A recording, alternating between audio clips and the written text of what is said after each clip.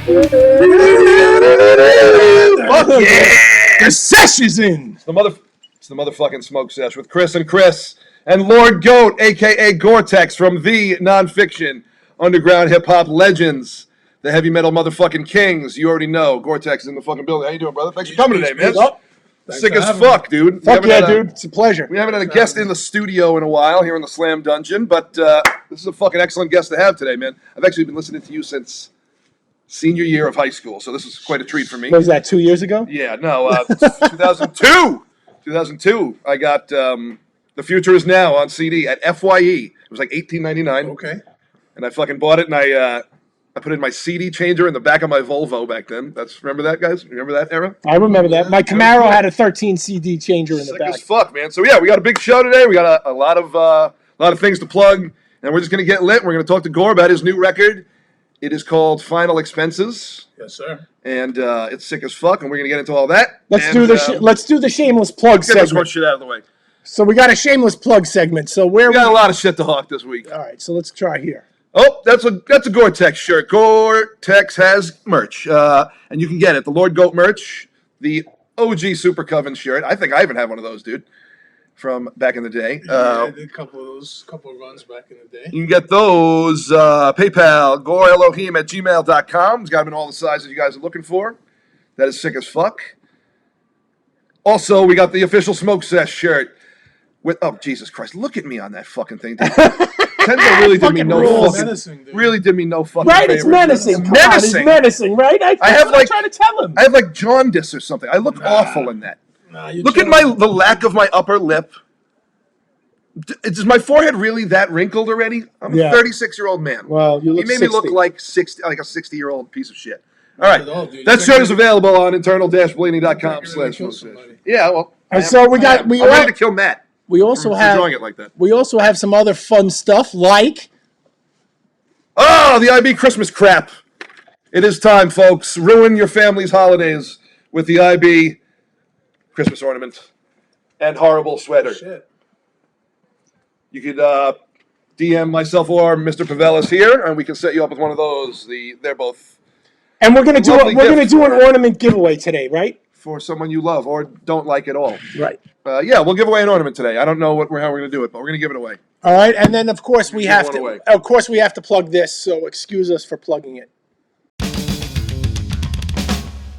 Dark Forces Live presents Internal Bleeding. The New York Gods of Slam performing a set of songs celebrating their 3 decades of unmatched sonic violence. Live stream concert event Saturday, January 7th, 2021, 5 p.m. Eastern Time Zone. Tickets $15. For tickets and information, go to darkforceslive.com. So we have this live stream concert coming up. I know some of you guys who are watching haven't bought tickets yet because I know who bought tickets. So yeah, you motherfuckers really got to step it up, man. We got to sell a lot of these fucking tickets for this fucking thing, and we really want it to be a fun, sick, memorable event for all you guys because there might not be a lot of internal bleeding shit coming up in the future. So this is something you guys really want to be fucking part of with us. Right. Saturday, January 2nd, 5 p.m. New York time. The motherfucking internal bleeding decade set list celebration set list. 30 years of internal bleeding. We kick it off January 2nd. darkforceslive.com, darkforceslive.com, darkforceslive.com. Exclusive merch.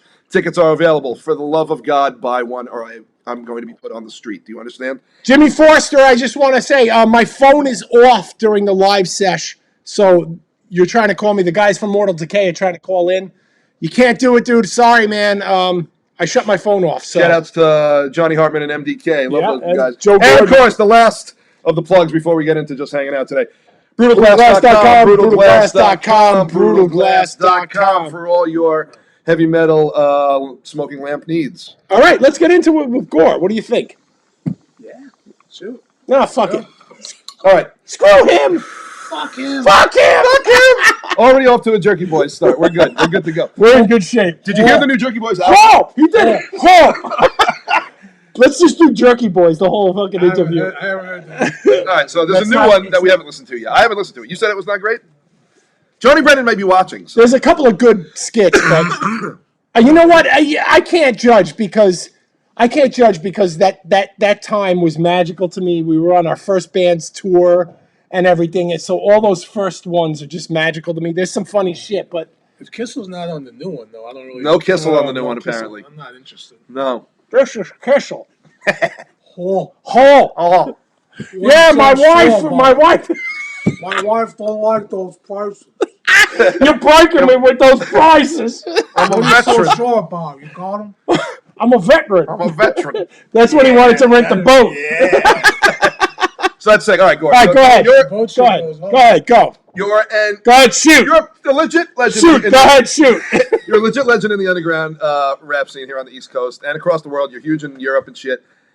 But most of your shit is about metal and Satan. So what did you get into first? Rap or I'm metal? big in Brazil and Uruguay. And fuck yeah, dude. I understand. We're enormous in Colombia. Is that for some due to the reason. cocaine? I would like to believe so. Go ahead, man. So Wait, what you get into? Metal or rap first? Or What did it was hap- first, metal or rap? How did it Yeah. happen? Like, how did it all happen? And how did you blend the two? It's weird because it's hard to say even what was really first between those two. I mean, I think probably shit like Blondie or the Ramones, just or like whatever I could like find in my dad's record collection before that predated, buying like Rapper's Delight. Hell yeah, Sugar Hill I Gang. was I would just like harass my mom. She would go to the mall and like buy shit, and I'd say, listen, just please buy me this record. Could I back up for a second? You said your Absolutely. father's record collection. Yeah. Was your father an influence in music for you? Did he Collection. listen He to wasn't- music? He wasn't. Did he wasn't listen to really bad, music but- a lot though? Well, the thing with him is he worked in a record store in Oceanside, Okay. and he worked in a warehouse. And he was just stealing records for a while. So Okay. he stole about 3 or 4 crates back then of all the hot shit, Okay. Cool. which was probably from like 70 to 72. He got a lot of stuff. So when he split, I would just find. I'm stuff sure he in got Black crates and Sabbath shit. Volume 4 then. Well, I found his version of Paranoid. Like Nice. his name written on it, like weed in the cover, and stuff like Sid Barrett and Hawkwind, and Fucking hey, that's awesome, dude. But I wasn't ready for that at that time. Mhm. I didn't know what to do with Hawkwind at that.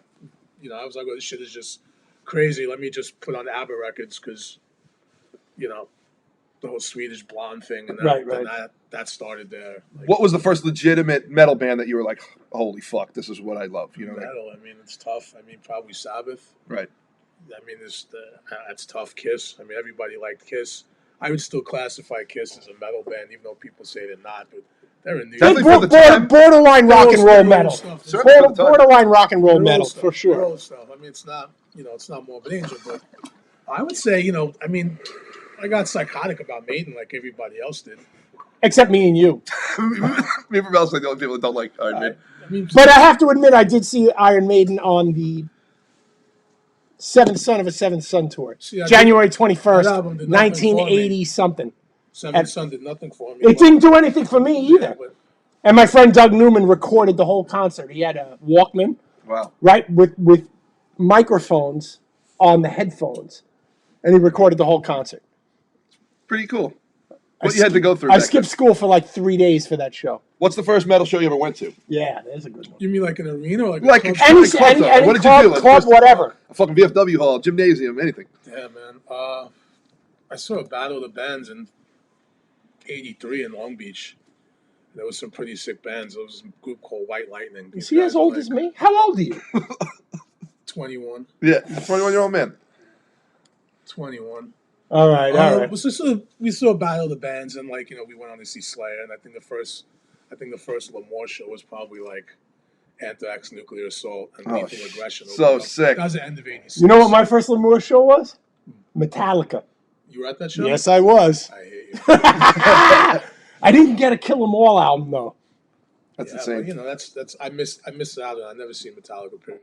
I've seen him a couple of times. Chris saw him like 7,212 times. 22 times I've seen Metallica. I've seen him three Bill times. saw Metallica. He was able to go to Monsters of Rock. He saw that. I didn't get to go to that. So, did you grow up on Long Island or in the city? I grew up in Long Beach. Okay. I moved to Brooklyn in '83. So I was probably, I don't fucking know, probably 4th or 5th grade. I moved to Brooklyn, maybe something like that. And then, how did you link up with Ill Bill and those guys? Well, when I moved to Brooklyn, I moved to Sheepshead Bay. Okay. I moved around a little bit, and basically my mom just moved us to the projects, and then he'd already been living there.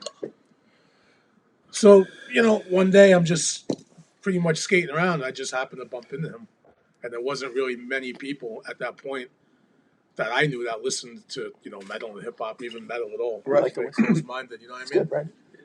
So I bumped into him. We just automatically kind of just started talking about, I guess like Cliff Burton passed away at that point, and Wow. just the albums and shit. And I mean, keep in mind, we were like, I was 12. He might have been 13 and a half, if that. So Right. That's amazing, though. it's. So he was the first dude that really, this guy's walking around in like, a fucking rat shirt, or like, he wore an Exodus shirt. We all wore fucking shirts back then. We still do. You know what I'm saying? But he was the first dude that I met that lived in the projects, and we're talking and shit. And he's like, I have master puppets, I have Rain and Blood, and like, all right, cool. We're just talking and shit. But he had to basically with a marker, he had to, like on master puppets, he had to remove all the crosses with a marker. You know what I'm saying? Like when they grew up, because Parents were very religious? Well, no, his mom was religious, so that album wasn't permitted in the house. Right. So I'm looking at master puppets. I'm like, dude, this album is awesome. Why the fuck did you deface it? I didn't understand. Like, why did you ruin the record? That's what he explained to me and stuff. So, Wow. but You think he still has that? nah, he doesn't have that. I haven't asked him for all that shit. But I mean, everybody's crazy about Metallica back then. I mean, Yeah. the first few albums, I was guilty of it. How'd you get how'd you get into this is one thing I find fascinating, and every 70,000 members who have been in internal bleeding. And how did you get into hip hop? Like everybody who's ever been in internal bleeding has been into hip hop. Right. It's part of the deal. Right. But for us, for IB, Right. it's all about the fucking beats and the rhythm and the groove. How did you fall into hip hop? I mean, hip hop was all around me. My cousin was a DJ when I lived in Long Beach, so he had all the original records, like in Africa Bambaataa, all the breaks. He had all the not Paul Hudson, like the Paul something. Anyway, the original break beats. He had all that shit. Right. So he was exposing me to records. He had a boombox. He taught me how to, put fat laces in and how to do the checkerboard, and you needed to be able to do that. To you couldn't just put in laces and they looked whack. You had to have them fat, or else they had to look nice. So he taught me stuff like that, and about all the records, and after that, I just picked up on that. I started going to summer camp in Long Beach, but then I was going to summer camp in Huntington, a spot called Beach Y, and there was this kid Anthony, I rest know in where peace. Beach Y is. And I grew up in Huntington. Did you go to Beach Y? No, I know where it is. I just grew up in Huntington. Yeah, so. okay, I didn't. So I only knew about Huntington from Beach Y. Right. So anyway, this kid Anthony, rest in peace. I hadn't seen him for years. I found out recently passed away. This kid was pretty much a big influence as far as like metal, going to camp and stuff. He had all the newest shit. He'd say, "Oh, check this out. It's like Point of Entry by Priest, or Killers, Maiden." So he turned me onto a lot of shit back then. So it was basically summer camp metal. Probably the beginning of Satanic Panic, that whole thing. I come home, I'm wanting to make beats.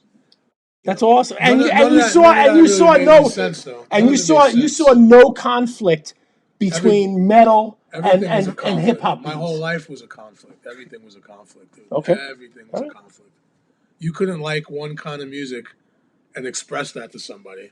Oh, you can't Without like getting hip hop. shit, Oh, this right, and that. right. Oh, you like this? You're a fucking weirdo. But why are New Yorkers generally? I'm sure there's plenty of people out there who love hip hop. But why are New York metalheads generally really open to hip hop? Because it's an urban area, so sometimes you're influenced. Listen, I know a lot of metalheads that fucking despise hip hop. Oh yeah, me too. I'm friends with people in bands. Oh, yo, man, we hate hip hop. Like, we love you, but we hate hip hop. It is what it is. Some people close-minded. I get it, but New York is urban, and there's a little bit of that influence. Without some people have it, and some people don't. But you can kind of tell. I mean, yeah. New York has always been very soulful. Even with thrash bands, even crossover bands, even. I don't know. It's not James Brown, but even stuff like Nuclear Assault back in the day, there was something soulful about it. It was definitely. That's awesome. Definitely. You have a lot of good insight. Okay, so your writing process. All right, so Someone just made a cool Brooklyn reference. Okay. Brennan and Carr. Have you ever eaten there? Oh, it's brutal, dude. It's the best, right? brutal. Sick as I fuck. mean, dude, the Is roast Brennan beef- in the car roast beef is or brutal? Roland Roaster? Which is better? There's no. I mean, listen, Rolling Roast is fast food Done. compared to Yeah, Brennan. you're not wrong. You're not wrong. Okay, good. Are both necessary? Absolutely. Sure. Yeah, if you need chicken fingers at 6 o'clock in the morning, Roland Roaster is there for But you. it's apples and oranges. So now I know you're only 21. Yeah. 21. When you were a kid, did you ever go to any of the automats in New York City, or is that before your time? I was a little young for that. Okay. You know, All right. my whole thing was trying to get into Lemoore back in the day because a friend of mine, his older brother, was able to get in, and he was able to see the first wave of sick shit like Merciful Fate. You know, That's awesome. Slayer in '84. You saw Venom and Yeah, all the that's stuff great. that like I was only able to see the ticket stubs. So my boy was like, "Listen, what are you complaining about? Just put a mustache on, and they're not going to stop you at the door, even if you don't have ID." Yeah, that's New York. I'm like, what do you What mean? the- Or mustache on. it was New York. No, Yeah. he did that. So this kid Jeff Klinger No relation to the guy in MASH. puts a mustache on and gets in. 12 years old. Nice. No, that's Lemore's. Yeah. That's fucking insane. Lemore's. I've seen some wars at Lemore's. Oh yeah. Honestly, dude. I saw somebody get crippled at Life of Agony at Lemore's. Well, somebody got more than crippled. But Me and Bill went, another story. and some guy, Wow. somebody either got crippled or killed that's not funny, but yeah, I mean that's what happened. You know? at Life Jesus. Life of Yeah. Agony. Just the way he said it. Was When River Runs Red came out. Jesus. Yeah, I know. It's Yeah. very, But it's like very little tasteless. but that's the way it was back then. People got killed and people broke shit and Keith people is got awesome. crippled. Keith is awesome. Life of Agony is awesome. I know those guys. I know them all for years. I never saw him live, honestly. I don't think I did. I always saw them on Yeah. River Runs Red tour, Yeah. and it was fucking amazing. They were great. Good stuff. Yeah. I remember seeing them in their process when they would rehearse in Brooklyn on Flatbush Avenue before Wow. they got super tight. Wow. And before Keith was really, at his apex vocally. And I remember going in one day and seeing Joey, and I was like, yo, this shit sounds dope, dude. I don't know what you guys did in the last 2 or 3 weeks, but you guys are, this is it. This is like the way to go. All right. I really want to get into lyrical inspiration and how you do you consciously like think of an idea and then write, or do you wake up with something? What is your process for writing? Lyrics is definitely our hardest thing to do. It's definitely the thing we come. Right, with. we have the struggle hardest- with it. So I want to know. You are a master of lyrics. So how do you what is your It's kind process? of like what you said. It could be any of those things. It could be all the above. I'll wake up with either a phrase or just like lyrics or So you'll build a whole song around a phrase. I don't know about a whole song. I'll build a verse. Oh, I'll okay. have an idea. Okay. And then if I'm going to specifically write to a beat, I'll put the beat on and then just kind of see where that takes me. If I Okay. don't have an idea, I'll just put something on and kind of the first thing that kind of I feel, I won't really analyze it. I don't care what it is. I'm just gonna. Flow. I'm just gonna. Yeah, pretty much. Okay. Who was your biggest influence to do the hip hop stuff that you were like, oh fuck, Rakim. that's what I wanted? Yeah, Rakim for sure. Rakim. That's awesome. He's Do you want to say the Eric B story? no. again? Come on, You I've tell told it the every Eric week. B story You a tell it every- thousand times. All right, I'll tell it one more time. Tell Christ in yours. heaven. You tell yours. I'll tell mine. All right, All go right, for it. Go we for got two Eric B stories from Eric B and Rakim. 1997, we're recording Extinction of Benevolence. I am in the recording studio late at night, about probably 2:30 in the morning. Me and Nick, the producer, are there. Everybody else went home. I'm sitting in front of the mixing board listening, and my hairs stand up on the back of my neck, like that feeling you get when people are watching you. And I turn around, and it's Eric B, and he just looks at me, and he goes, yo, that shit's deep, bro. And he just turned around and walked away, and I hit Nick, the producer. I nudged him. I'm like, that's Eric B. He's like, yeah, I know. That's brutal, dude. That shit is brutal. Yeah, it was cool, man. I took that as a huge compliment, because I love Eric B and Rakim. So, Yeah, it's classic, and it's better. Your story's a lot better than mine, I think. well, your story, no.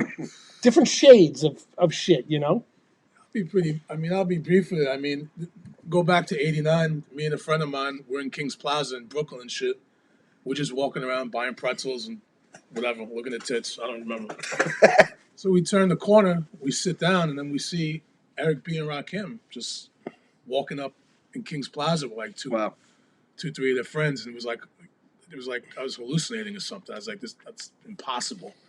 You know, it's '89. I mean, you know, Let the Rhythm Hit Him didn't even come out yet. He was recording that. That was, you know.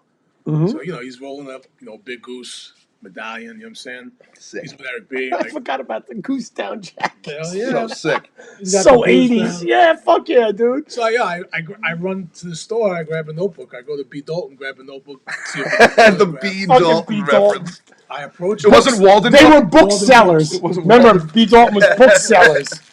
whatever the fuck it was. I'm sorry to interrupt. I Nah, needed it's to make like the a- Walden book reference before I forgot it. Yeah, B. Dalton, Walton, whatever the fuck it is. Yeah, so I get a notebook. I approach the guy, and the guy is super cool. Gives me an autograph, and you know, said a couple of inspirational things. I got the autograph in my hand. I'm like, all right, I could either bounce or maybe approach this gentleman who, you know, I'm listening to his records and before the album came out when they were doing stuff on Zakia Records. So as soon as I approached him, I already had Rakim's autograph.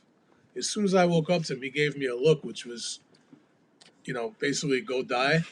And it was just die, die, die, die, die, die, die. It was amazing, you know. So you didn't get the autograph? No, I guess not. Nah, he was a douchebag. Fuck him. He was a douchebag. And, you know, he looked at my boy like he hated us. I was like, I'm good. You know what I'm saying? Yeah, fuck him, Ah, man. man, that sucks. I mean, it sucks, but I would have felt slighted if it was from somebody that actually created something. Right. It wasn't like himself. Rakim said it. Well, or I mean, not he's said never it. made a beat in his life really or done anything. Right. I mean, so I don't really feel slighted. You know what I mean? Right. Gotcha. Large Professor did a lot of that work. Sick. So, Great name, by the way. I always thought that was a great name. When I saw that on CDs, Large Professor, I was like, damn. Large Professor. Like, hard name. Large Professor's brilliant. I mean, Large Professor is definitely one of my influences. I would say musically. I mean, you know, as far as making beats and even lyrically, he goes back to Main Source. I'm not familiar with Main Source. Yes, I am. And the old stuff. Mhm. Large Professor was like, you know, he was like 18 and 19, and he was, you know, producing beats like that at that level, at that age was pretty unheard of. Like he had something very young. You know, he was like a boy wonder or something. You know? Right, right, I'm right. going to start going by enormous substitute teacher from now on. That's great. What about enormous genitals? General Diamonds. Welcome, please. Enormous genitals. All right, so you got a new record out. How recently did it come out? I don't know. I should know that. Because I know I've been hearing about it for a while. I just don't know when it actually dropped. But it is Do you know- available. do you know the- do you know the- Final Expenses is available now. Does management know? October 1st. It came out 1st. October 1st earlier this year. It's available on all the big platforms. You can still get it on vinyl, right? I don't think it's... No, I don't- vinyl. We just did pre-orders. Right, I just saw the colored ones are sold out, but I think the black vinyl is still We got black vinyl. There's a couple of available. the colored Where can they ones. get that? They could get that at smokeonrecords.com. Look at this. Vic knows the release date. Well, there he goes. Great, so you guys picked that up. Where can they get it? I'm sorry to interrupt. Smokeonrecords.com. SmokeOnRecords.com. You guys can pick up Final And Expenses right Sam now. Goody. Or steal it from Sam Goody. Sam Goody. Sam Goody still. We're going to the Wall and I was gonna say Sam Goody's still a have thing. them play it for you. Yeah, Remember, you the could go to that Beaches. place, the Wall. Yes, and they'd put be on like, the ear- I want to hear the CD first, and they'd open it up, and you'd be able to listen to the Mhm. CD, and they go, "Nah, this thing stinks." The band photo's not cool on the back. Right. Anyway, that's awesome, dude. A lot of people checking in today. Thank you guys for watching along. Yeah, Vic says, salute IB and nonfiction, two of the best things to ever happen to music. Thank you. Debatable, well, one of those. Nonfiction is pretty important. I don't know about I think Blondie. I don't know about the other. I don't know about the former. Blondie's pretty fucking good, dude. I'm down with Blondie. Blondie rules. Sean Bell checking in with simply Casso. Cult of Bell. So if you guys know who Ricky Casso is, Ricky Casso's Long Island hero. Ricky Casso's girlfriend was Sean Bell's childhood babysitter, so that explains a lot. Yeah. Oh yeah. Are you serious? Incredible. Yeah. So Do you guys out there know who Ricky Casso? He is the Acid King. He is like the first heavy metal killer.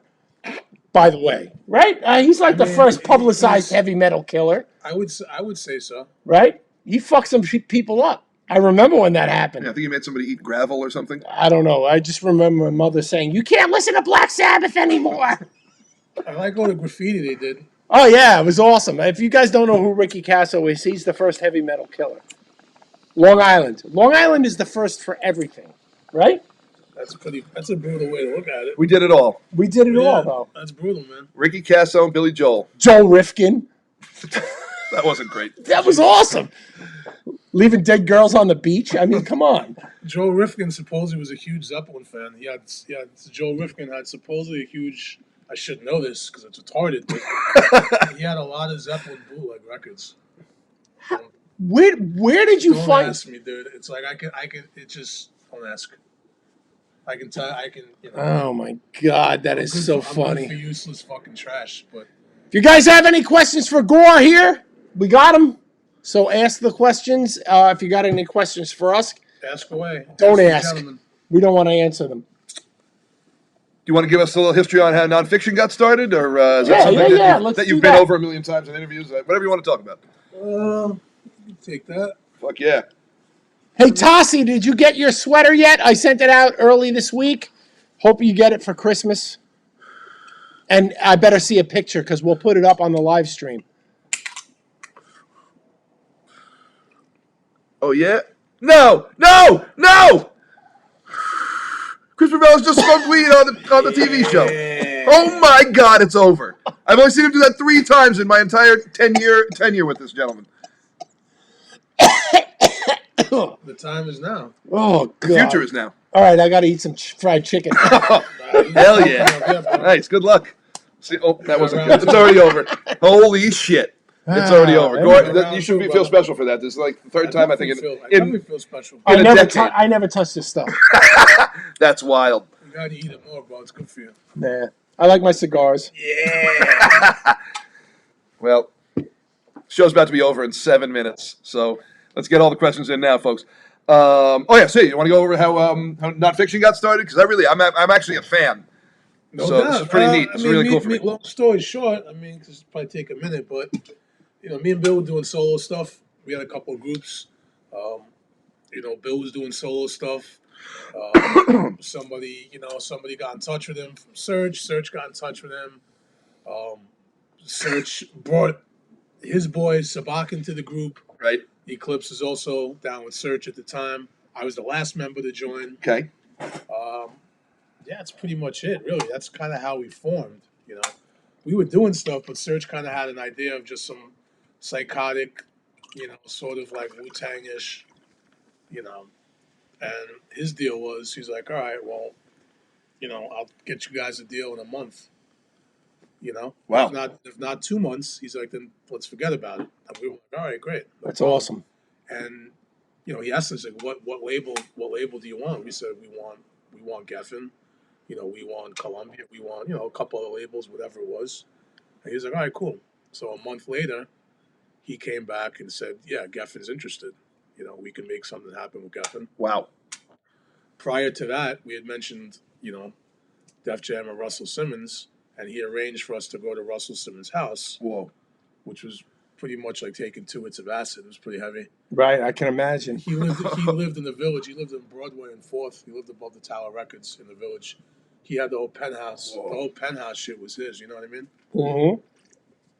So we take this elevator with like security guys up, armed security guys. Holy shit. Up to his penthouse, and it was just like we're in his house. That's so cool. He had cutouts and like, spiral staircases going down to like just obscure like kitchen. I mean, it'd be really hard to explain, but his setup is so fucking ill. Right. So, Search is talking to this guy. We're trying to get a deal, and I noticed in Russell's bedroom, maybe about 40 feet, 50 feet up, there's like a big bed, and there's like handcuffs hanging from the bed. So he sees me looking at it. I'm like, he's like, oh, you like that?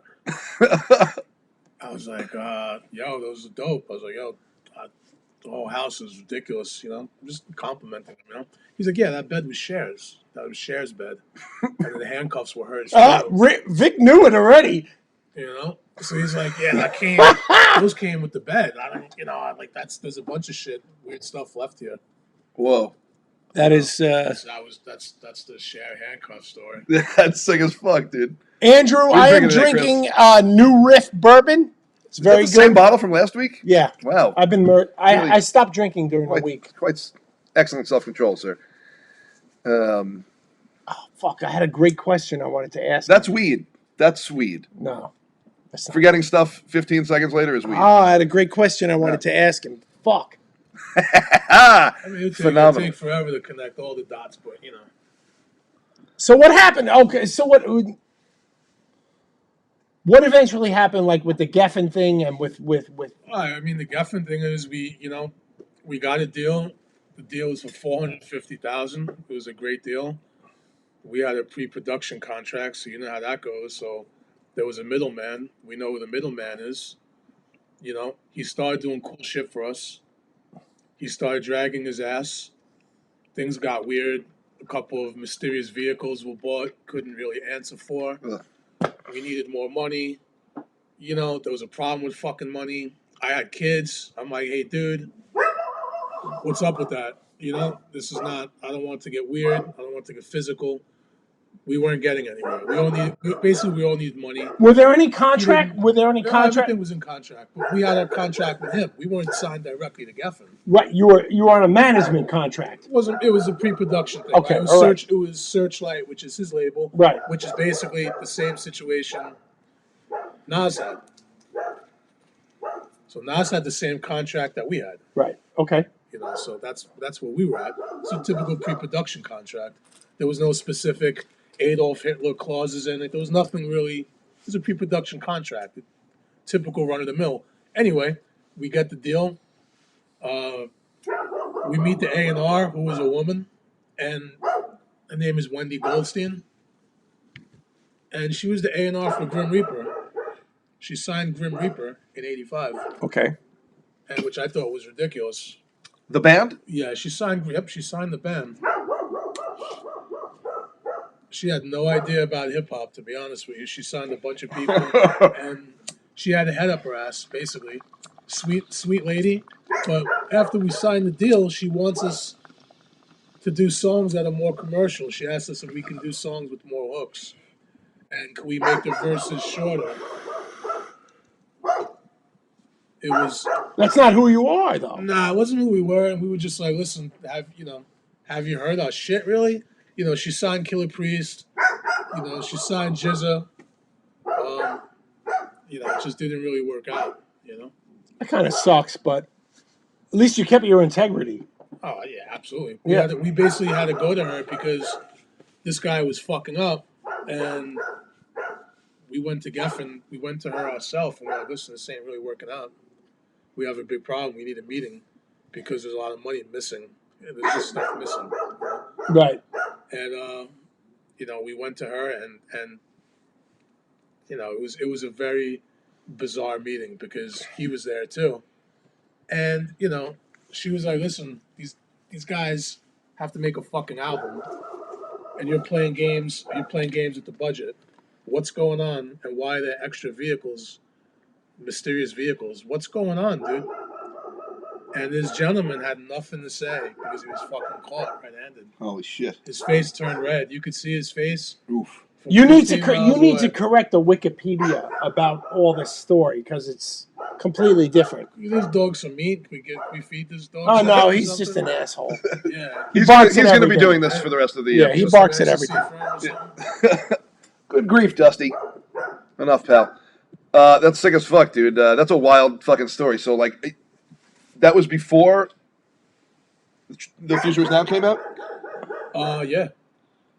That ended up selling a lot of records, right? Absolutely. That was a really Yeah. successful record. Yeah, no, there was no problems with that, but it sold records. It did good. A lot of people got it. People responded to it. It's great. It is really, truly You great. know, but listen, as far as the Geffen thing, it would have been great. They were going through their own problems because there was a merger with the company Seagram's, and Seagram's was basically buying everybody. And there was a merger with MCA, so MCA was going to take over Geffen. So everybody on Geffen was going to go to MCA. Huh. So we were like, okay, well, you know, Killer Priest, Large Professor Jizz, I'm sure they're going to be okay. Watch us get fucked in the ass. Of course. You know, so things were getting weird. You know, I remember Killer Priest. You know, I seen him up at the label. His album didn't come out yet, Heavy Mental, and you know, I was like, dude, play me the fucking album. I want to hear it. I was excited. I'm a huge fan. You know what I'm saying? Play me the record. The record he played me was 100 times crazier, more heavier, and just all around brutal compared to the record that came out. It's a different record because the A&R, all of a sudden they were like, this is not commercial enough. So you got to go back and do a whole other record from scratch. I remember that specifically. So I remember thinking, if you had to go back and do a record from fucking scratch, then we're getting fucked. We're gonna have problems. And surely enough, it was just problems. You know what I'm saying? Of course. But we had to have that meeting because everything was getting fucked up. Wow. We had tons of bills, and we're on the fucking street. We're hustling, we're doing all kinds of illegal shit. And it's like, hey, we should be making a fucking record. There's $450,000 in the bank account. Why the fuck am I working in a deli for $6.50, $7 an hour? Right. And there's nothing wrong with that. I've done it my whole life. But Sure. I'm on Geffen Records. Why the fuck am I doing that? Why do I have to steal cold cuts? Like whole heads. To feed. Not like whole heads of ham, like the big gimmicks. You know what I mean? Yeah. I'm taking whole pieces. You know what I mean? Like I'm like, why are we doing that? So it was shit like that. We're like, nah, we're gonna fix that, and we did. And it's not to rag on the dude because actually there's some shit he did that was really cool. He hooked some really cool shit up. Sure. So it wouldn't be fair. It's like, oh yeah, shit on Search. Like he knows what the fuck he did. Right. I'd say it to his face. It's not, but Geffen went down the tubes. MCA bought everything, and those acts didn't survive either. As far as on that label, so that was a sinking ship anyway. And then we basically went with Matador. And Matador Records were just fucking cool dudes. They were just indie dudes. They had people like Liz Fair and just a bunch of big artists. They didn't have any hip hop artists. We were the first guys, us and the Arsonists. And these guys were like, we really want to get into like some fucking New York underground, hip hop shit. They didn't, they weren't fronting like they were hip hop dudes. They didn't know anything. They admitted that they didn't. Oh, absolutely. Right. But they had a distribution deal with Capitol. So Right. that looked, so when they approached us, at first, like Matador, like I highly respected them as a label, but I'm like, that's interesting. They wanted to do hip hop. Huh. And they were just like, yo, we're fucking with Capitol right now. We're good. Let's go. So we're like, yo, let's go. That's sick. That's awesome. And the first project we did with them was we basically got away from Voivod, who, that's a whole other thing, away from Voivod's big influence, the drummer from Voivod. So obviously you know that, but some people out there don't know what the deal is. You guys have a similar logo. Very similar. I mean that was my idea from the get go. I said, listen, we're going to do that. I met Away when I was 13, the first time in Lemoore. It was just like I know the guy for many years, so it was definitely it was great working with the guy. So we did that. We did the Black Helicopters 12-inch on Matador, and Away did the whole cover and the back print. That's sick. Shout out to former IB bass player Jay Liff, who owns an OG copy of that on vinyl. He texted me yesterday does. to say Sick. fucking give you a pound actually and say he loves that fucking record. Shout out to Jay Liff. Respect. Shout out to Jay. Fuck yeah. Do you still get royalty checks? Yeah. Okay, great. That's what's up. That's what's up. I mean, it's from digital, but I mean, That regardless, you still get checks. Yeah, but CDs is it's like it is what it is. But Right. thousands of CDs are unaccounted for. That's like Well, I know. believe it. Our first album, thousands of CDs, unaccounted for, never got any royalties. I believe it. I mean, but listen, everybody gets fucked. Yeah. So It's a. I'm not. It's no. I gotta say, at least our record label now, Unique Leader, we get royalty statements that are, I think, pretty accurate. Yeah, we just don't sell out of CDs. Nobody gives a fuck. Well, no, we sell CDs at shows, Right. which don't count. Right. So, anyway, Because it all goes to gas and hot dogs at the gas station. and coffee. Right. Yeah. Coffee. So So that's anyway. sick. So then Bill went on and did La Coca Nostra for a while, but then you guys got back together and you guys did some tours again, semi-recently, right? We started doing shows again. I think 14 or 15. Awesome. All right, I've actually never seen you guys live. When the whole shit is over, do you guys plan on playing shows and shit, or is that? Oh, of course. Yeah, yeah. We got fucked on a lot of shows that was supposed to happen in February and March. March and April. We got fucked on that. We had Story of our we lives. had at least, I want to say, a 20-day. We had a 20-day Europe run. That that got fucked up. Of course. Here's Same as us. Yeah. Can you read that question? Are there any features on Blizz EP, and are you and him still putting out Goon Cinema? Oh, Is there any features on Blizzard's EP? Yeah, definitely. If people don't know Blizz from Juice, that's definitely a homie puppet from upstate. He's been doing it for a minute. He's on Super Coven. So we're putting his record out. Shout out to Blizz. The Blizz record is gonna have it's gonna feature Ito. It's gonna feature myself. It's gonna feature Ill Bill. Recognize Ali. Shout out to Recognize Ali. It's gonna have some people on there. So he's definitely doing his thing. Here's another question. When is War Trophies dropping? Yeah, War Trophies is Blizz's album, and it's dropping December 28th. All right. Sick. Awesome. We got a lot. I'm trying to keep up with the fan questions. there's We got a lot of questions. There's a lot of shit coming up. Me and Q Unique, shout out to Q Unique. Me Sick. and Q got an EP. That's pretty much done. We're pretty much getting ready to mix and master it. That's coming out. Me and Bill got an EP called Super Coven. That's a complete project just musically, but it encompasses everything. Aside from the T-shirts and all that. Right. I'm doing solo stuff. And me and Stu are gonna do another thing. It's not Final Expenses Part 2. It's just some other shit. But me and him are gonna be doing another installment. So. All right. So here's an IB question. Okay. TJS, how's the new IB album coming along? Have you been holding up, staying somewhat sane during the pandemic? The what? I don't know. Oh my God, Provelis is so high right now. Oh my God. New IB album's coming along. We've got Smoke more. Yeah. we've got 2 songs like really solid. Yeah, that we wrote like love. 5 this year, and we like axed 3 of them because we were like, we can do better. Right. So we got 2 that we really love. We've axed a bunch, and we'll release them so other bands can copy them. And so we're moving along, but it's tough with the quarantine, and also my work is crazy. So Chris and I are having trouble getting together writing riffs. It's coming along slowly but surely, Right. and we're gonna try and give you guys the best one we can. And we could, like I said, we could write a song in fucking 15 minutes, but it's gonna be okay. Yeah. I want to write a sick one. It takes a little time. Yeah. Chris and I throw out more riffs than we write riffs, I think, right? There you go. Right. Yeah, I For think sure. so, right? We throw sure. out so many riffs. If I write something and I don't remember it the next day, it's probably not worth keeping. It's kind of how I do it. Yeah, so that's kind of where we're at. We're moving forward, but it's slow because we're picky. I mean, that's just honest. We're just really picky. It's got to be right. You gotta be picky, dude. Choosy moms choose riffs. Right. You gotta be Exactly. That's what I'm saying. I also had another good question. Oh, no. I was going to say, a few years ago when I was a bit heavier, a lot of people actually would come up to me at shows and ask me if I was Ill Bill Okay. on numerous occasions, like no less than 6 occasions. Okay. I can see And that. I was honored. I was like, no, but that's cool. Thank you. Like, Bill. I'm like, nope. They're like, not Ill Bill. I'm like, not Ill Bill. No doubt. Nothing wrong with that. No, very cool, though. So shout out to Yeah. Ill Bill because apparently he's very handsome. Just a little, Christine. If you baby boy. show up late again, I'm gonna come down to Texas and kill you. Never show up late to the smoke sesh. Who are you speaking to? One of my friends. Oh, okay. I didn't. All right. So anyway, I just wanted to warn her. She said she showed up late. That's bullshit. No, everyone's got to tune in at 5 on the dot. Right. Exactly. Very offensive. Very So. insulting to us. Exactly. Moving along. 5:46 already, guys.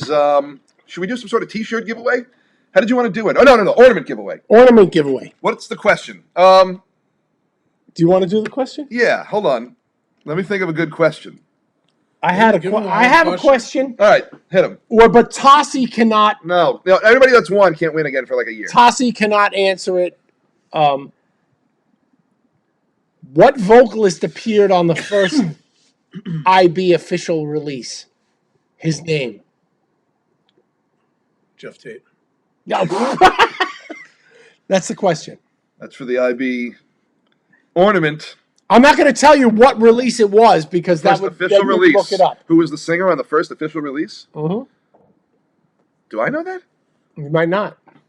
He's a pretty popular tattoo artist on Long Island. Oh, I know him. You know him. But Tassi's not allowed to answer. Does Jerry Love still do tattoos? I don't know if Jerry does. He was good. We're going to get Jerry on. Just to insult us for 45 minutes? Yeah, I know, probably. We got. Oh my God, there's so many comments. I can't keep up with them. All right, so that's a good question. Yeah, I know who it is. That's for the old IB Christmas ornament. Isn't that neat? It's actually very stupid. See that? We have an Ivy Christmas ornament. I don't even put one on my tree. Why? It's not very festive. Because the last year I actually had one, and my mother, may she rest in peace, she looked at, why do you have an internal bleeding Christmas ornament? Why would you put internal bleeding on a Christmas tree? Brutal. Well, my mom loved it. I brought one over the other day. Oh, nice. She was like, Christopher, that's very adorable. I was like, And it's red. Yeah. It's blood red. So Very cool. Wow. Everyone here is really stoned. We did a lot of weed today. We actually have a blunt roller for the first time ever here. That I'm not rolling blunts today. Someone Shout off out camera. to Mike Mavs. Shout out to Mike. He's rolling blunts for us today. Mike, why don't you pop your head in here for a second? Come on. Shout out to Mike. Mike's in the building. Mike's the official producer, manager, Everybody got Mike's real the stoned engineer. today. engineer. Mike's I'm really Come on. hungry today too. Pop your head in here, Mike. Guys, what should I get for dinner? In-N-Out Burger. Chicken parm. Yeah. Okay. I need somebody from out west to send me some. He's some of having that a little spread. technical difficulties joining us. Oh. Mike Maz.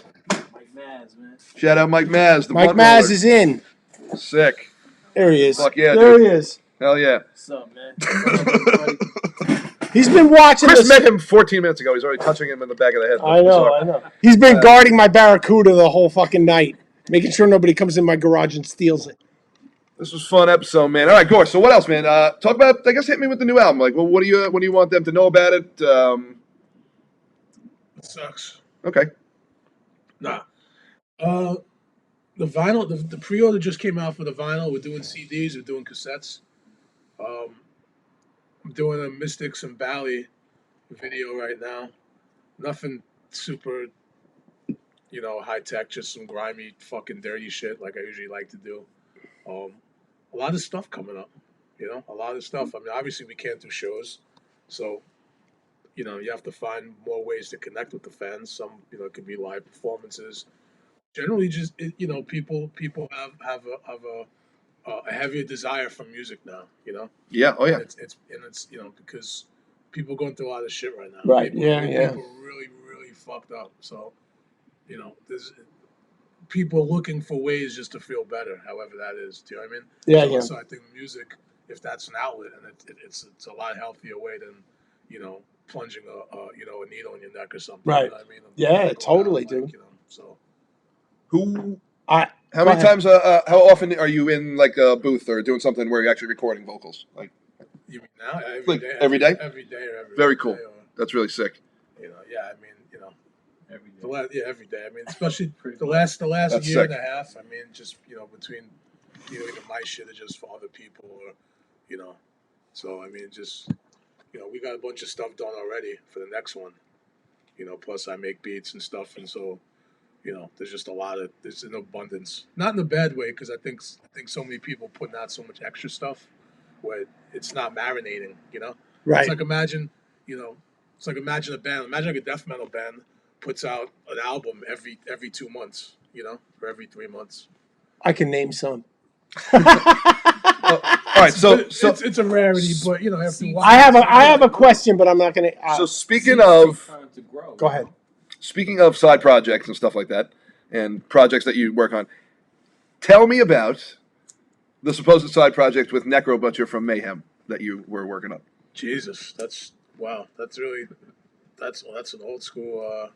That's heavy. Basically, I met Necro Butcher in Oslo. It was us and Jedi Mind Tricks. We were touring there. I want to say it was Sick. 05. And a friend of mine, Anki, from Norway. She was friends with a lot of those cats. She grew up with them, and she knew Don't everybody. forget to ask those. She was super cool, and she just decided to kind of like, hook us up with, hook me up with like meeting Fenriz from Dark Throne. Right. He heard the record, he saw the cover. He was I'm not going to say Fenriz was a fan, but, he was intrigued, that this guy, who was a fan of like extreme metal, black metal, traditional black metal, why would he be doing hip hop? From that outside perspective, it's like, why would he be doing hip hop? And not only is it's weird, like it's actually credible because he's from New York and it's like he has roots there. It's just he didn't understand how that would really be possible. He didn't get it. Wow. So long story short, it was a very weird situation. But like we met at Elm Street in Oslo, legendary bar there. I don't know if it's there anymore, and it was just him by himself, like in the back of a bar with like a light, a spotlight shining on him. And it was, I'm not even bullshitting. So it was just very, very strange. We had a very brief encounter. Very dope. As far as Necro Butcher, that was the same trip, and he seen us perform and he was instantly blown away. And me and him were just kicking it. We took a couple pictures and shit, and he wanted to do something experimental and creepy, but obviously not. It wasn't like traditional hip hop. It was more soundtrack with break beats and like cuts and stuff. Nothing jumped off as far as me sending him instrumental tracks, which he never responded to because he had to go on tour and had some legal issue with something like that. So that never happened. Yeah, you think it'll ever come to fruition, or probably? I mean, it'd be nice. I mean, do I now? I doubt it. It would be cool. I doubt it. All right, here's this. I don't know if it's a stupid question. A lot more to the story, but we'll keep it short. There are no stupid questions, Chris. Do you Except for whatever you're about to ask. Do you know who Gangsta Nip is? I do, sir. Oh, fucking! Thank God, somebody knows who He's the original satanic rapper, if you ask me. Gangsta Nip was a little satanic. Yeah, fuck yeah, dude. He was great. You had Esham. You had those Esham was guys. great too. I used to listen to Gangsta Nip way back when. Fucking, oh my God, we'd be like driving in the van on our first tour and be like, dude, this dude is death metal. Completely death metal. Like Big Lurch, man. Yeah. Totally. Oh, Gangsta Nip rules. I mean, all that stuff is different than, what became of hip hop later on. Oh, absolutely. That stuff now, if you listen to, Gangsta Nip and all that shit, it's almost like, I hear it, it's almost like grindcore. Yeah, totally. It's like noise. It's almost like so bad, it's good, it's bad, it's good, like it's bad. I loved Gangsta Nip's lyrics because he was all about Satan and fucking human sacrifice and all kinds of crazy shit. He was, so was Esham. And it's sort of like a pyramid. You had that guy, then you had Scarface, Brad Jordan, right, who was also a Satanist at the time. Scarface was a Satanist. Really? Yeah. I don't think a lot of people know that about hip hop, though. That there was a strain of like this dark, really like gory. It didn't last. The thing is, it didn't last for a while. And so you would know more than I would. By the time people got onto it, they had already moved on. Okay. Like every era from certain bands or something, there was a satanic Ghetto Boys era. It was like there was. Okay. See, I didn't know that. I just know that we would listen to his lyrics and be like, dude, this is like a Cannibal Corpse song. In that era of Ghetto Boys, their satanic era, it was just like Gravediggers. Else. Forget about Gravediggers. Like, right, is that like too nothing, mainstream? It's mainstream compared to Ghetto Boys. Right. Too light. Because Ghetto Boys were the first group to introduce necrophilia. You know what I'm saying? Oh. So they were big on that. They were big on Smoke and Fry. I literally just said Gravediggers too. So you had Angel Dust. You have corpses. Scarface was talking about suicidal tendencies.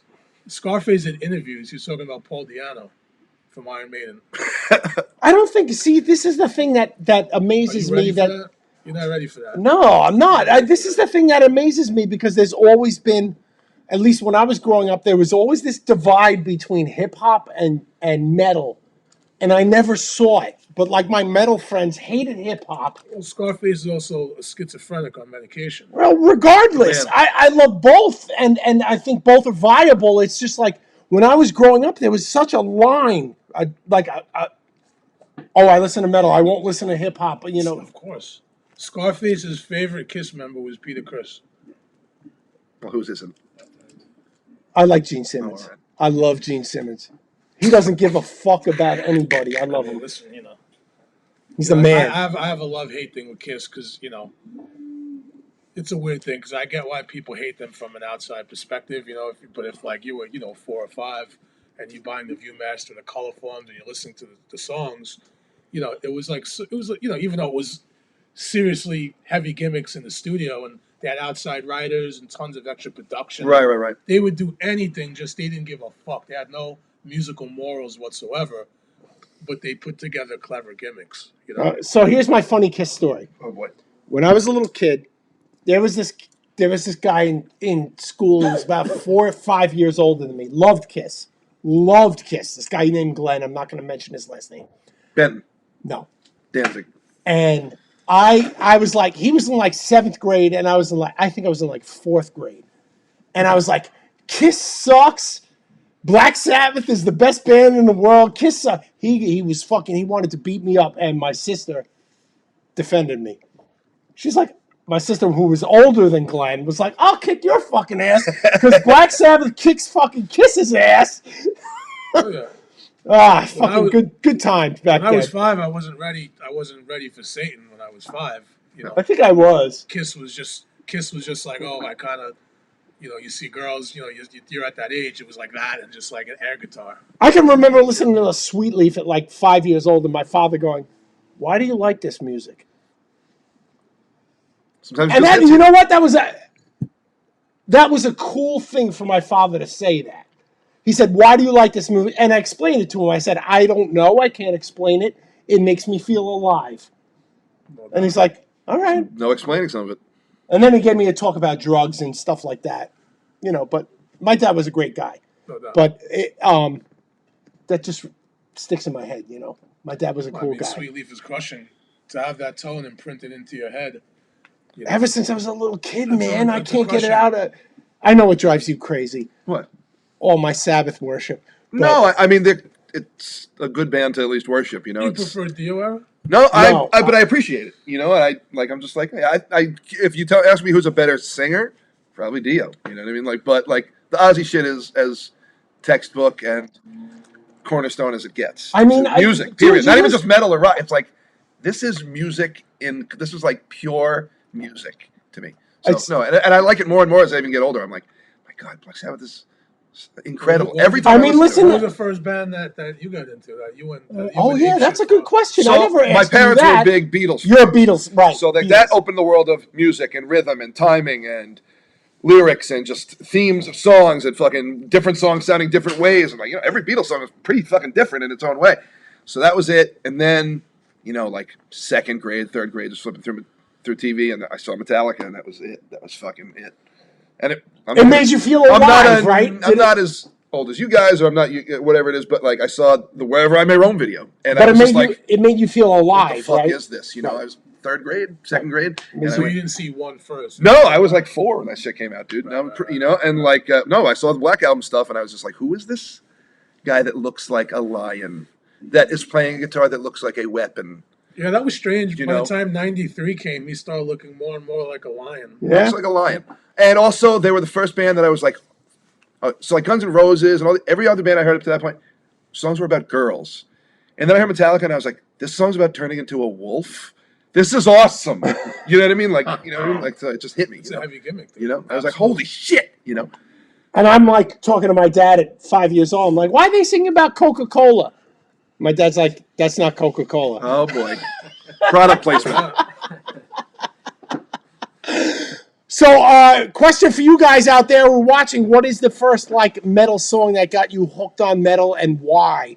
We'd love to hear from you guys. So, whatever. Yeah. What else you got? Are you tight with self-titled?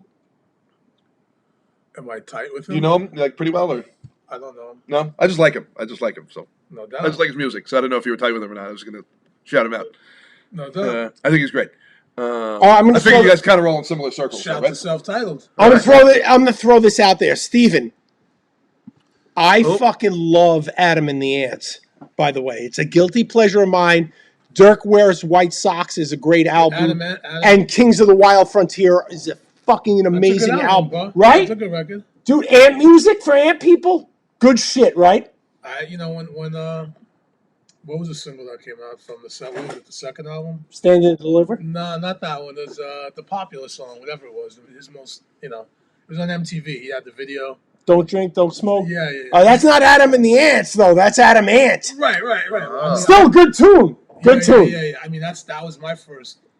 I'm an Adam and the Ants guy. Before that, my dad had that shit on 8-track. Yeah, that's good shit, man. Dude, Malcolm McLaren, the same guy who put the Sex Pistols together, put Adam and the Ants together. Oh yeah, huh? Yep. Just so you know. MTV was heroin back then. Especially, we didn't have cable, so I would have to. It really was, right? Well, Long Beach. Long Beach in the early '80s didn't, on the west end of Long Beach, didn't have cable. Whoa. Very few people had cable, and if you did, you had to pay an exuberant amount of money to have cable. So I would have to just go to my friends' houses and just like ask them to watch TV. It was really fucking Where weird. do you live now? I live on Long Island. Okay, fair enough. You don't want to say exactly where. Okay, got it. No, I live in Sound Beach. It's actually right there. Nice. I lived in Rocky Point for a while. I live on the big house on the hill. Nice. Fuck yeah. Good. I take my car up there to drive in the hills sometimes because Sound it's Beach, like the only place Sound that has Beach is hills. nice, and Sound Beach Music is an awesome store. I don't know if it's still around. The first club show, but they do good fucking amp repairs. the first show I ever played in a club ever, I was like 15 or 16, was in Sound Beach. The A place billiards called club. Shenanigans. I think I know that place. I think we played First there too. first club I ever played in was in Sound Beach. That's awesome. Very Sound cool. Beach, Sound Beach, from some of the older people I've spoken to, there's a weird history there. Bands like Foghat and a few other they would rehearse there, like Savoy Brown. So, Wow. Savoy Brown. there was places in Sound Beach they would rehearse. Like, So I had whatever that means. okay, so I'm a graphic designer. That's what I do for a living. No doubt. Okay, and I was at a photo shoot one day. Lundolf. I was at a photo shoot one day, and the photographer came and showed up with all his equipment, and every case was a Foghat case. And he's like, "Yeah, I bought it from the guys from Foghat." He bought all the cases to put his camera equipment in from Foghat. And I love living in the city, as Foghat would say. Very cool. Yeah, man. Oh, man. Long Island's got some great music, man. We just don't realize Long Island it. is brutal. Long Island is real brutal. Long Beach is brutal. Long Beach is brutal, too. When I was about 7, I lived on the East End, and the back of my house faced basically on the beach, like shore, where like the big apartment buildings were. Yes, I can picture it Me exactly. and a buddy of mine are playing in the back. We're just fucking around with our bikes. I was probably had 8. BMX? Yeah, BMX. What kind?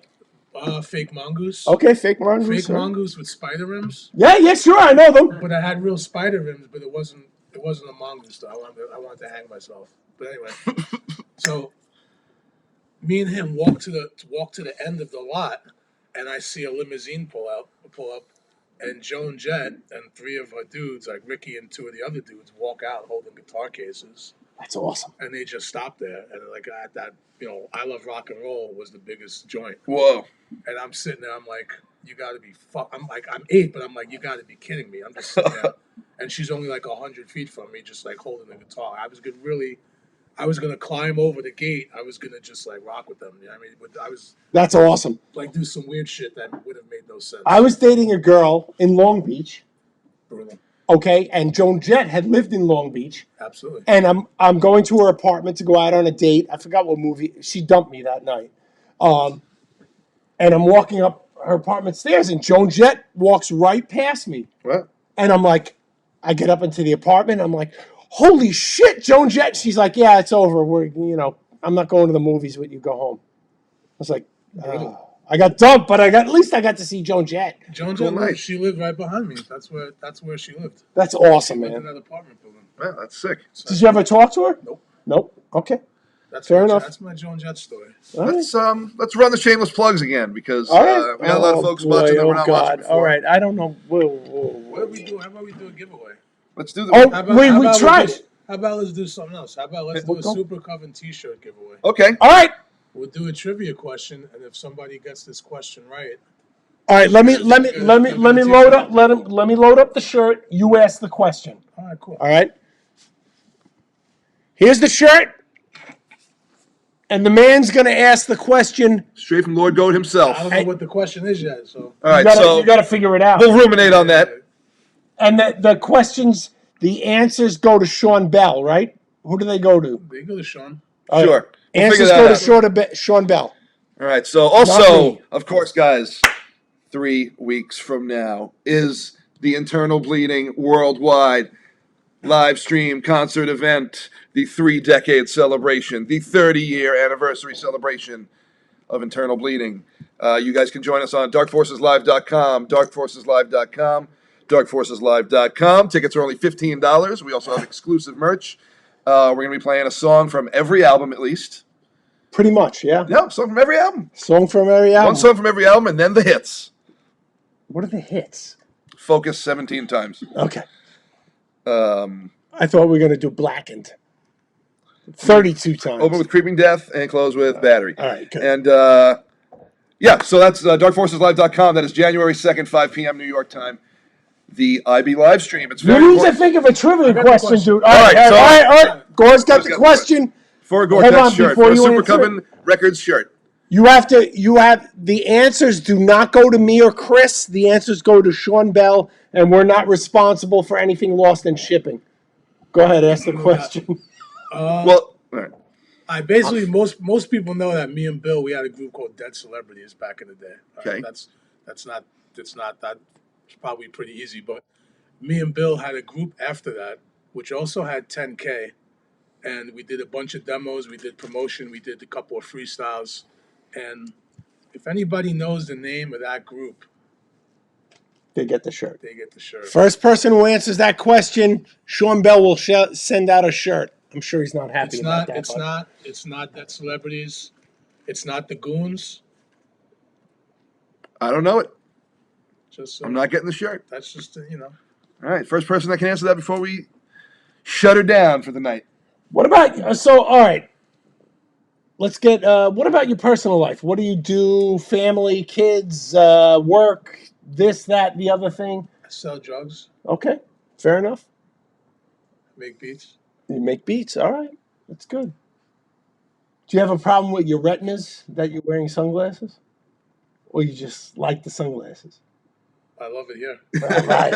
Well, the lights are pretty bright in here, I have to say. It's super bright. Fuck Plus, sunglasses are cool as fuck, Chris. Yeah. Come on, man. You're a rock star. You should know this horse shit. I'm not a rock star. I'm a fucking old man. He's the fucking star, not me. Not me. Oh, yeah. Fuck that. You're the man, dude. You know it. You the man. Do you like Suicidal Tendencies? You're wearing a suicide. First album. First album, right? First album. I saw them at L'Amour's on their first album tour. Shout out to, Fucking amazing. was Rob Trujillo in the band? Who? The bass player from Suicidal Tendencies, Metallica. No. Yeah, you saw them at Lamore's in '85. 84 or 85, yeah. I got that bootleg. That's crazy. I got bootlegs from They were so 82, good. From 82. You know what? I love that album. I have to say, I love that first album so much because of the whole section in I Saw Your Mommy where they do that like bluesy jam and they do the stops and the goes and the stops and the goes. It's very musical. It was different for the time. Right. I don't think they get enough credit considering it was 1983. I agree. I'm not sure totally. why they couldn't repeat that after then they did join the army, which They went thrash. it kind of I don't care that they went thrash. It's just I think join the army is something weird about it, so it was a little bland for me, you know. Yeah, I didn't like that album Right. too much. Do you like anything after that or no? I like songs here and there, of Okay. course. Okay. Speaking of thrash, you want to tell the Dan Lilliker phone call story? Oh jeez. Dan Looker phone call story.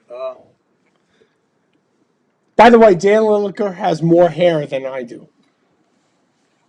Is that true? That is true. Dude, I saw Dan Lilliker. Oh, on his arms. On it, and his chest. Okay. And everything Yeah, else. but- He's got more hair than I do. He looks like an unkempt version of my father, actually. All right. Sorry. Go ahead. I used to when I was a kid. I tried doing a zine. I was going to do journalism and all that, and collected magazines and all that shit. I still do, but long story short, I had a bunch of bands that I interviewed, and I would set up a tape recorder. I would do all the legwork. I stopped going to school to get demos in the mail. That's what I was doing when I was 12. But Dan, somebody gave me his number. I don't even remember who, but peace to them because that was definitely a cool move. And I wanted to get an interview with Dan for the zine. So called up. His mom answered. I apologized. I said, "Listen, I'm not trying to be annoying." She said, "No, call back. He just stepped out." I'm like, "All right, cool." I called back a half hour later, and he still wasn't there. She picked up. She said, "No, he didn't. He's not here yet."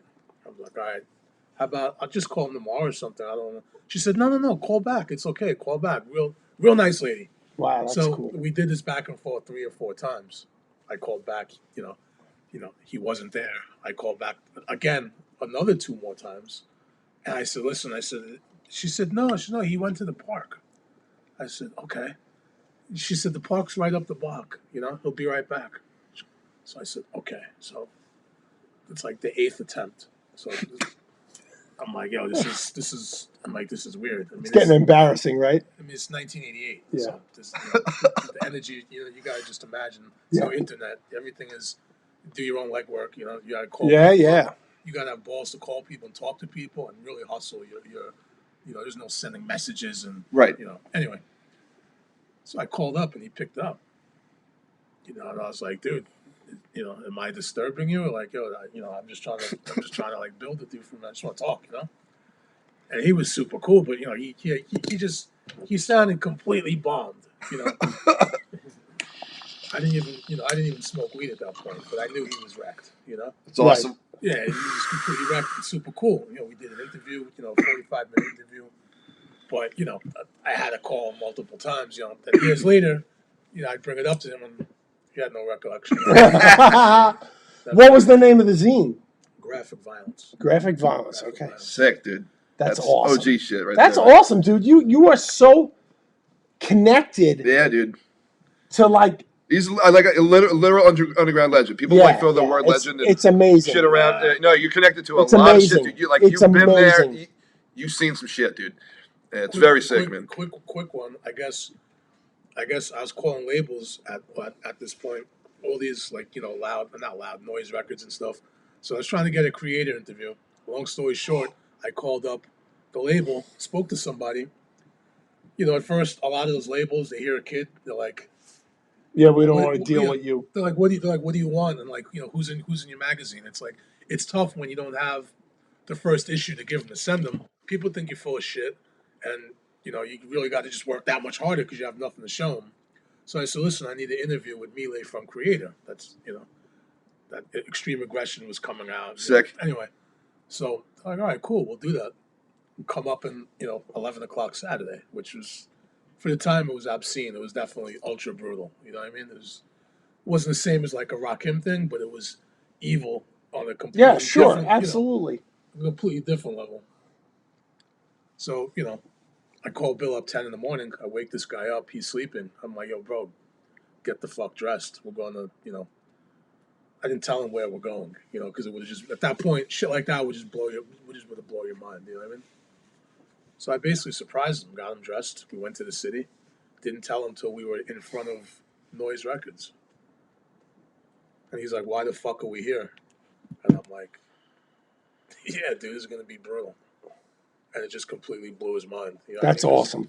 We're just in the room with the Melee from Creator just shooting the shit for 45 minutes. You know what I mean? Yeah, was he cool? That's sick, dude. Super cool. That's awesome. Super cool. I saw some video of them from like Brazilian TV or something from like maybe late 80s, early 90s. It was so tight and so fucking sick, honestly. I was like, damn, they were really fucking good, man. Yeah? Oh, I mean, listen, old Creator is much different, like mid-era Creator is much different than what they became later. Right. They matured and blah, blah, blah, but they also, you got a little lazy. It's not the same thing. Ooh, but I get it. Be careful with that. But, I get got it. it. You have I'm to, good. you have to get those new fans. So there's like new fans that don't know about Terrible Certainty, so much. Like they might know about Pleasure to Kill because it's a big song, but they don't know about, the brutal cuts on Terrible Certainty. Not everybody. They might know about later era stuff, but Who's your favorite band, period? that's a creative story. I mean, ever, any genre, that's tough. Man. Yeah. I mean, Sabbath. It's good one to have. Nice. I mean, it's the best. It's been, so many different. I love so many things. It's hard. You know what I mean? Right. Obviously Maiden, but it's like old Maiden. Anything after. All right. So here's a Maiden question for you. Paul Di'Anno or Bruce Dickinson? Can't do it. Do it. Can't do it. No, you have to. You know why I can't? Take a stand, motherfucker. Come on. Because it's apples and oranges, man. Di'Anno's completely different, and it's like I know, Bruce, but and it's like when Bruce joined, it was also Nico McBrain that joined. Yeah, So true. now you have the drummer and the singer, and the drummer was like a prog influenced drummer. Fair enough. So it's like there's like an old punk, brutal, fast like meth approach to it. So Paul had that. Then Bruce was like this operatic, like air raid siren. It's like I'm a Di'Anno guy. I'm a Di'Anno guy too, but that doesn't mean I hate Bruce. I agree with you, but I think aggressively, I think that Killers is so aggressive Absolutely. and brutal, almost brutal, that it beats a lot of the other Iron Maiden albums.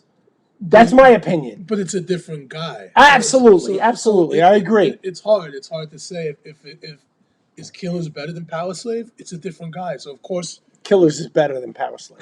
right. But it's a I different. don't like either of them. But listen, there's shit on there. There's shit on Power Slave, song for song, where it's better than a couple songs from Killers. Yeah. I just, you know what I like about I thought. no, I don't disagree with you. I could be wrong, The sure. Diano era is more aggressive and a little more punky, Absolutely. and that I guess They that's were all younger. There's like a youth energy there. Where Right. It's like, And Steve that's- Harris wasn't writing the same kind of riffs. Right. At the same time, it wasn't like they didn't know they were going to blow up. Once they got Bruce, they used the whole Satanism gimmick, which was brilliant. That Number was of like a the complete Number of the gag. Beast is a good album. I think that's It's beyond good. It's biblical. Yeah, It's biblical for I a lot of agree. reasons, but that bridges You the know. gap between Diano and Dickinson, because I can't explain where they were at, but that album's both brutal and operatic at the same time. Because Peace of Mind after that was a little more proggy and a Yeah, little yeah, more yeah. adventurous. I don't think it was as Less, heavy or aggressive. Well, there was no moments. There was no Satanism on it. I just don't think Where it was as aggressive. There was on Number of the Beast. That's Yeah. the main difference. Yeah, I think you're right. I think you got Once you remove the big guy out of the equation, things change. Musically, it changes. It's just not, That's a good outlook. with any band, really. We should be wrapping it up shortly. Let's fucking plug a few more things. Right? The fucking live stream again. DarkForcesLive.com, DarkForcesLive.com, DarkForcesLive.com. Shout out to Sean Bell. Shout out to Yep. Sean Bell, Shout out Joe to Sean. Sincata, shout out to Trevor Perez. They're Joe Sincata. I just said Joe Sincata. Oh, did you? Yeah, to Joe. they're putting on the fucking IB live stream January 2nd. Guys, please, DarkForcesLive.com. Grab those tickets, even if you got to get one. We would really appreciate it. And Sean Bell, just side note. BB, Who was that? one of my roommates' boys. Side note, Sean Bell was the first IB official roadie and merch guy. That's right. So this is all really important stuff. The IB live stream 30th anniversary concert is January 2nd. Please get those tickets at darkforceslive.com. You guys hit up brutalglass.com for all your heavy metal smoking needs. Yeah. It's very cool. Gore, where can we get that record again, man? It's smokeonrecords.com. Smokeonrecords.com. It's sick, man. Get his new album. It is called Final Expenses. Shout to Stu Bangers. We didn't talk too much about Stu. Go ahead and talk about it. I dude. want Go to give a ahead. shout to Stu. Stu really, Stu's been going bonkers with all the releases he's putting out. He's definitely, he's taking it to the next level. And I think what he did on Final Expenses is just absolutely next level. And the shit that me and him are working on right now, the next record, the beats are even crazier. It's more ferocious. So if you liked, if you liked Final Expenses, the new shit is just going to be fucking brutal, dude. All right, let me ask you. All right, I want to ask you a question, and I might be sensitive. I don't know. How does it work with like? How do I explain this? African Americans and white boys all love your music, and when you play a live show, everybody gets together, has a great time. There's no racial bullshit, right? Nah. Right. It's all about the music. Well, every market is different. Right. Okay. There's some markets where it's just, you go to some place and it's like it's less of one, or it's more of what's, sometimes it's super unified, and sometimes it's not. Sometimes it is a little bit. So how do you navigate? Do you have to navigate that, or you do what you do and you just walk away and you don't pay attention to it? Nah, it's not even. We don't navigate it. It's just like if you don't really know what's going to happen when you Right. do a show. There's Okay. always could be elements of violence. Or Right. elements of anything anywhere. We did a show in Colombia. We got flown out to Colombia, and it was a festival. And, we were told there was going to be 15 groups that opened up for us.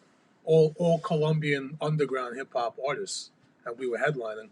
So we got there, and there was 12,000 people at this stadium already. Holy shit. That's awesome. We really didn't get paid much, so you wouldn't assume, like, we're going to perform for 16,000 people. Yeah, no, we've definitely done it in Indonesia to like 10,000 people. And Like made, we like, each got nothing, like at you know? that point We made $1.75. Come on. we made our rent. We went there, and I remember we were like, "Oh, cool! We just played for 16,000 people headlining, and we paid our rent for a month." But Right. besides the fact we got there and there was no security, Whoa. dudes were drinking 40s. The guys were sharpening their knives. I never That's seen awesome. anything. No, it's not awesome. It's awesome. It ain't awesome. It's like, because Flawless. a lot of these motherfuckers are looking at you like food. Yeah. So we have our merch. We came with a merch dude. He brought the merch outside. Within 3 seconds, he had a wrap up the tent Wow. because he was getting mauled.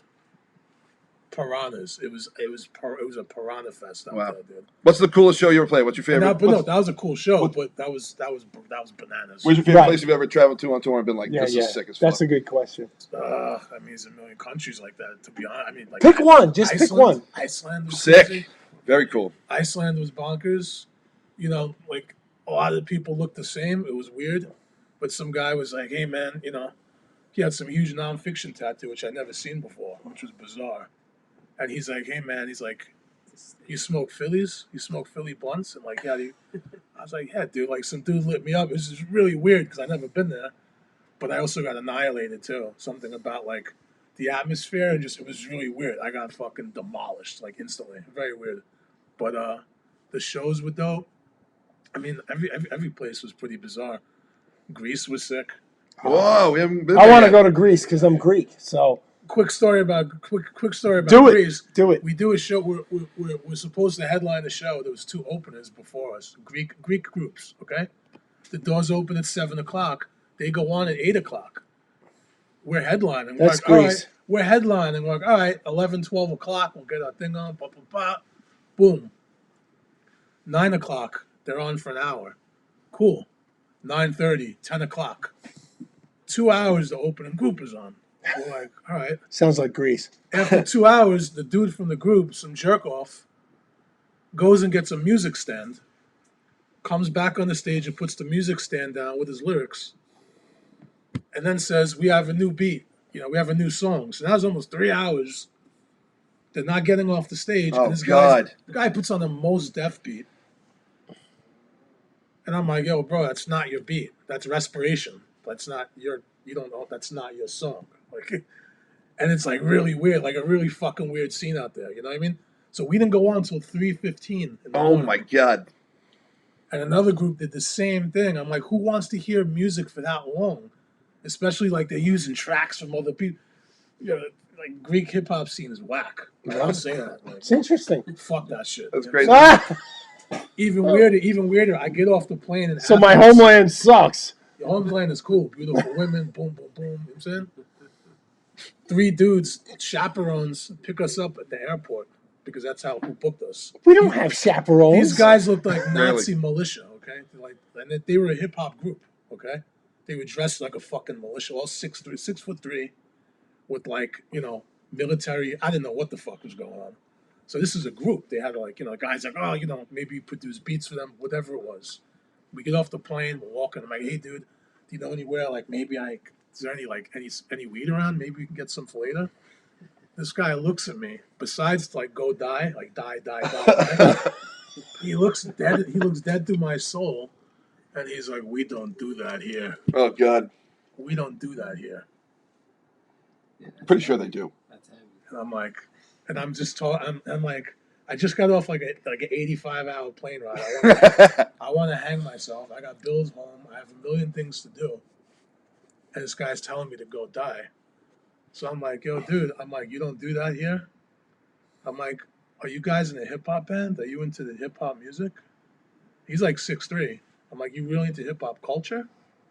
You cultured hip hop guys, right? And this guy is looking at me like he was just gonna bash my face in. Damn. I'm like, "Bro, what group are you in? Who are you affiliated with? Are you like, why are you here? Like, you're picking us up, but it's like, it's just a weird vibe, bro." I was like, Yeah. completely, it's like we're all like, "Yo, what kind of bullshit?" Like, "Yo, I'm from New York, man. Like, I'm saying, I shed blood here. I'm shed blood in New York. Like, what kind of bullshit fake scene is this? Like, you know what I mean? Wow. I'm saying I've been all over Europe. I love the cultures and people, but Sure. this was like a scam. I'm like, yo, Greek hip hop scene is a scam. I'm like, Wow. fuck that shit. Interesting. Don't look at me. Get your people Sorry. together. Don't right? look at me. These fucking guys in the Don't way, look- Chris. Jesus. Don't look at me. All right. We're running pretty long today, man, so let's fucking do the damn thing. Gore, you're the fucking man. Thanks for Yeah, coming thanks, on, man. dude. Yeah, I appreciate it. Really Thanks for respect you, man. I don't know if anybody got the fucking That's trivia this question. guy too. He Mike Naz. doesn't get any credit. He doesn't get any credit. Leave him alone. I'm just in the It's all good, background. man. It's all good. All right, that's sick as fuck. His new album, Lord Goat. Final expenses. SmokeOnRecords.com. Please pick that shit up. Quick thing. Go. Quick thing about the name. People ask about the name. Some people are like, yo, who the fuck is Lord Goat? You know what I'm saying? Some people, they have no idea. I couldn't use my old name because of legal issues. So let's just leave it at that. So there you go. And that's that. So it's the same person. Don't get it twisted. All right. Done. That's that. DarkForcesLive.com for the fucking IB live stream tickets. It's January 2nd. Do we have an ad for that? I do. I'll put up the commercial again. Do that on the way out. We're going to wrap it up here. This was a great episode. We thank you guys all for tuning in. I got really stoned. Pervelis got stoned. His one eye is going in the other direction. That's why I know it's time to wrap it up. He's grabbing a stranger constantly. And Gore, you're the fucking man, dude. I respect you as a musician. I respect you as an artist, dude. You've become a really good friend of mine the last few fucking years, dude. Absolutely. We'll do it again. Man, respect, dude. Yeah, we'll have you on again. Man. It's fucking awesome. Sick as fuck, dude. Thank you guys for tuning in. We'll be back next week with another episode. I don't know who the guest is yet, but I'm sure it'll be of notable. Jimi Hendrix. Yeah, sure. IB fucking sweaters, they're available. DM me or Chris. DM me, because Chris is never going to respond to you. Fucking. What are you talking about? I respond to He everybody. doesn't. He's not going to. All the right, so hit me up. I don't know if anybody won the thing, but we'll check. No, nobody won. We'll check back. And somebody will get it. Tassi knows the answer. Somebody will get it. Somebody will get Tassi knows fucking the answer, but Thank nobody you else guys. does. BrutalGlass.com, BrutalGlass.com, BrutalGlass.com, as usual. And, like I said, DarkForcesLive.com for those IB live stream tickets, January 2nd, 5 p.m., New York time. Join Good the night. boys. We love New you. Year with the slams. Thanks again. Lord Goat, we out.